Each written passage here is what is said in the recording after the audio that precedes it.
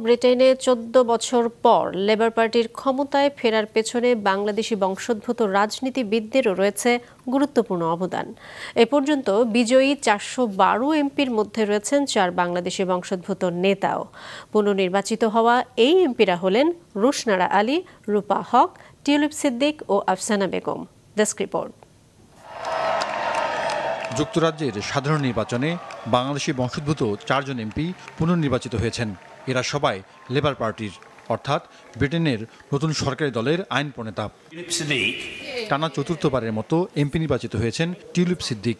বঙ্গবন্ধুর নাতনি Hampstead and Highgate আসনে লেবার পার্টির প্রার্থী হিসেবে লড়েন। পেয়েছেন ২৩,৪৩২ ভোট, যা তার নিকটতম প্রতিদ্বন্দ্বী কনজারভেটিভ পার্টির প্রার্থীর প্রায় দ্বিগুণ। টিউলিপ প্রথমবার এমপি নির্বাচিত হন ২০১৫ সালে। যুক্তরাজ্যের পার্লামেন্টে প্রথম বাংলাদেশি বংশোদ্ভূত এমপি রুশনারা আলী, তিনিও ধরে রেখেছেন জয়ের ধারাবাহিকতা। লেবার পার্টি থেকে টানা পঞ্চমবারের মতো এমপি নির্বাচিত হয়েছেন।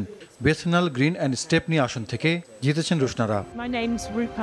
ইলিং সেন্ট্রাল অ্যান্ড অ্যাক্টনের প্রতিনিধিত্বকারী রূপা হকও জিতেছেন। এবারের ভোটে প্রায় ৪৭% ভোট পেয়েছেন তিনিও প্রথমবার এমপি নির্বাচিত হন ২০১৫ সালে।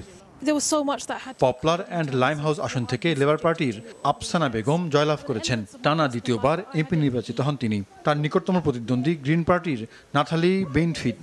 এছাড়া স্বতন্ত্র প্রার্থী আফসানার সাবেক স্বামী এহতেশামুল হক ৪,৫০০ ভোট পেয়ে হয়েছেন চতুর্থ।